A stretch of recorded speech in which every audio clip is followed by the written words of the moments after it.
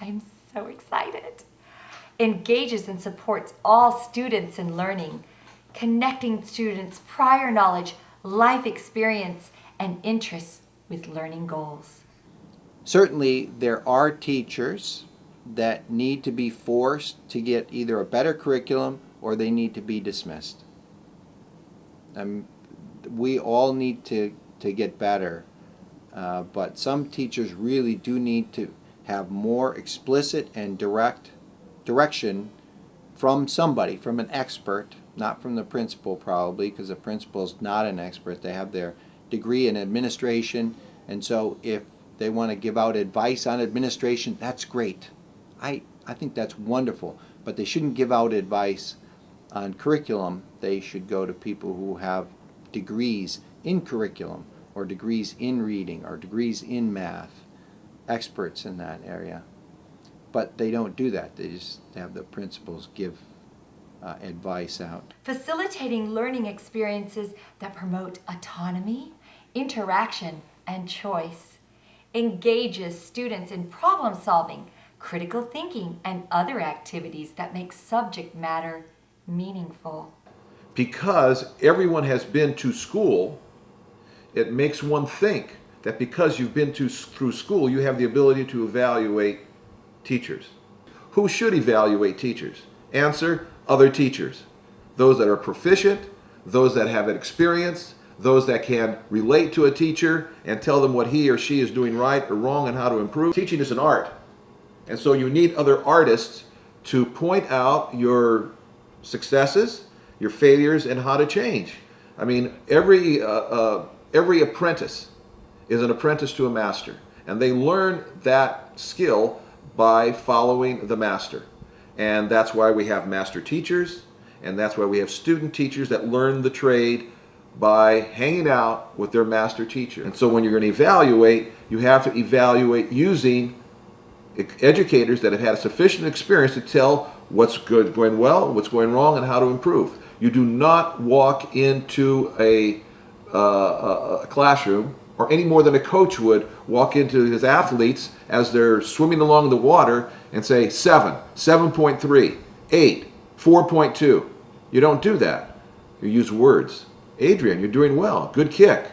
Now lift your hands a little bit higher in the water. We discuss, we talk. Coaches use their language to explain.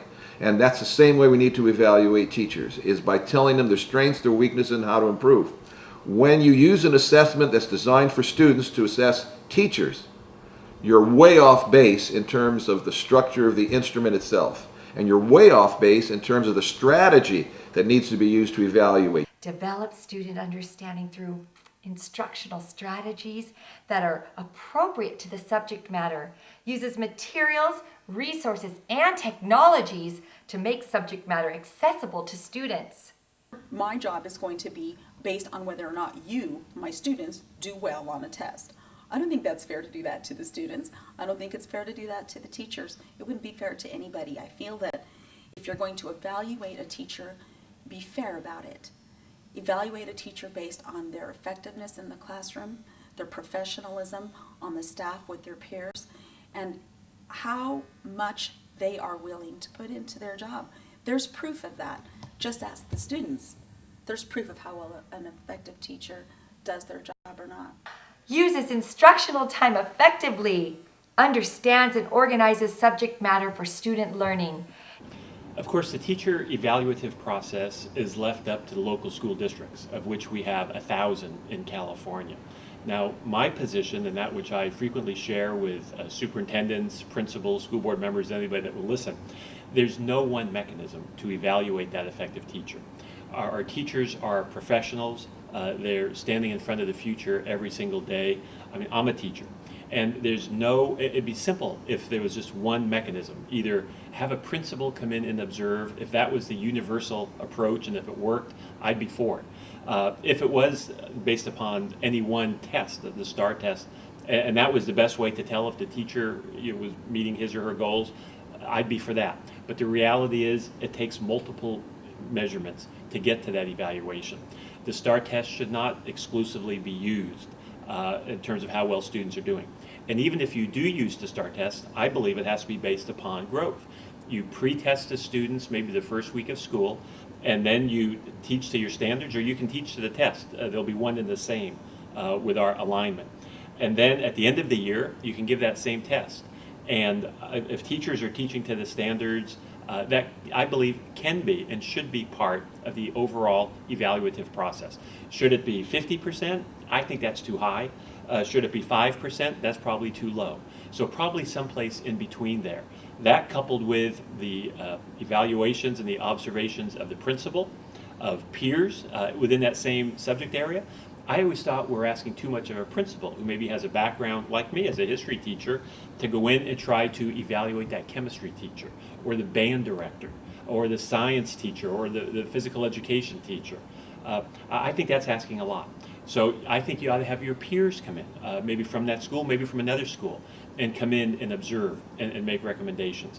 And maybe even evaluations as a small percent from the students and a small percent from the parents, because the parents obviously will be communicating. And that would help even further encourage that type of dialogue and that type of connection. So there's no one exclusive approach, not test scores, not observation, not evaluations. I think it has to be a combination of all. Works with communities to improve professional practice, works with families to improve professional practice, works with colleagues to improve professional practice. That